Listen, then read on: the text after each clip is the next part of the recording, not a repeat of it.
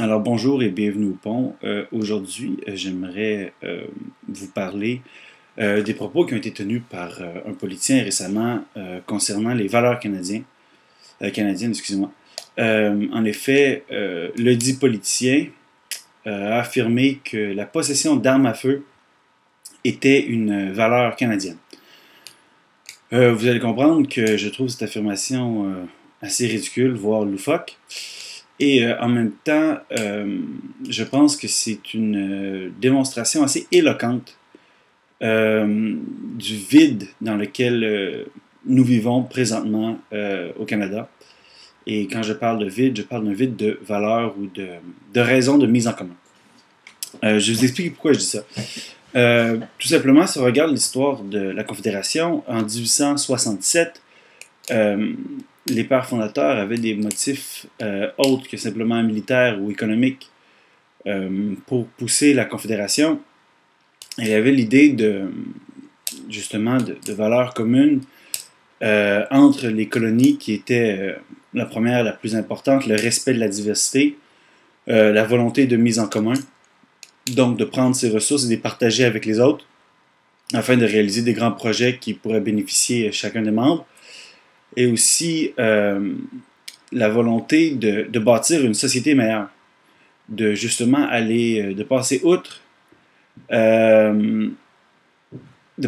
justement les différences innées des communautés et peut-être aussi des conflits historiques qui existaient entre les communautés, si on parle surtout entre les francophones et les anglophones, mais aussi les Irlandais, les Écossais, et ainsi de suite, de passer outre justement ces conflits entre les groupes et de bâtir une société qui serait plus avancée et plus tolérante et plus prête à accepter la différence que les sociétés européennes desquelles provenaient les groupes qui se trouvaient à l'époque au Canada. Donc, évidemment, aujourd'hui, au 21e siècle, nous sommes dans une période où les valeurs communes, ou un partage en fait de valeurs communes est plus ou moins inexistentiel au Canada.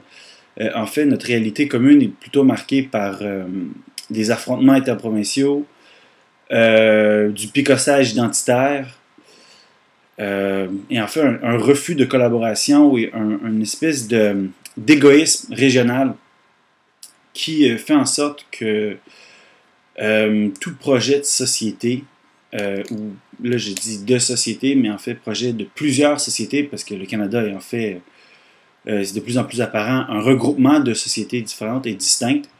Donc tout projet commun, tout projet fédératif est impossible, ou fédéral est impossible, puisque les provinces refusent tout simplement de travailler entre elles pour plusieurs raisons. Et les dires du politicien en question me permettent de vous suggérer, et de suggérer en fait à la population, non seulement du Québec, mais du Canada tout entier, que nous devrions peut-être nous pencher justement sur la question de nos valeurs communes aujourd'hui au 21e siècle. Qu'est-ce qui fait en sorte que nous pouvons croire en une réunion de nos forces politiques, économiques et sociales? Sur quelle base nous voulons vraiment, véritablement nous unir, si c'est ce que nous souhaitons? Est-ce que nous voulons nous unir pour améliorer notre qualité de vie, simplement pour nous distinguer des États-Unis, pour bâtir justement en commun des grandes infrastructures? Il suffit de penser à l'idée de l'importance d'un projet national environnemental, aussi au niveau de l'énergie, la réforme de notre système de santé qui est universel et donc pareil à travers le Canada et qui rencontre en fait les mêmes problèmes à travers le Canada.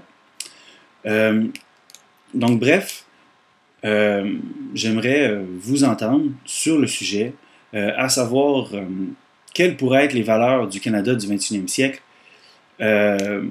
Évidemment, des valeurs qui sont plus sérieuses et moins ponctuelles que la possession d'armes à feu, qui est clairement une valeur à visée électorale, qui cherche simplement à les gratter des votes du Parti conservateur. Je pense qu'évidemment, le Canada mérite mieux, qu'en termes de population, nous pouvons faire mieux. Et donc, laissez-nous savoir qu'est-ce que vous pensez par rapport à ces valeurs qui seraient les valeurs du Canada du 21e siècle. Merci, au revoir.